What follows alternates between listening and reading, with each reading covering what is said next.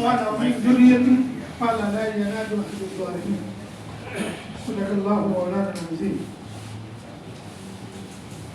সেগুন বাগিচা ইমাম ও খতিব পরিষদ কর্তৃক আয়োজিত আজকে পরিষদের নির্বাহী কমিটির ঘোষণা হল এই সম্মেলনের সম্মানিত সভাপতি মঞ্চ উপস্থিত দেশ বরেণ্য ওলামায়ে কেরাম, সময় সংক্ষিপ্ত, নামাজের সময় হয়ে গেছে, সবাই ইমাম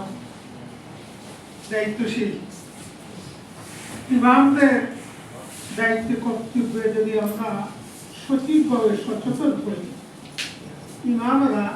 তার দায়িত্ব যদি কর্তব্য সঠিকভাবে পালন করি, তাইলে একটি সুষ্ঠু একটা সমাজ, সুষ্ঠু একটি পরিবার এবং সুষ্ঠু একটা দেশ, সুন্দর একটা পরিবার, একটা আদর্শ সমাজ, একটা পরিবার, একটা দেশ বিনির্মাণ করতে যেই কল্যাণমূলক কাজগুলো ইমামদের দ্বারা সম্ভব, সেটা অন্য কারোর দ্বারা সম্ভব না। তাই আমরা আশা করি এই সেগুনবাগিচা ইমাম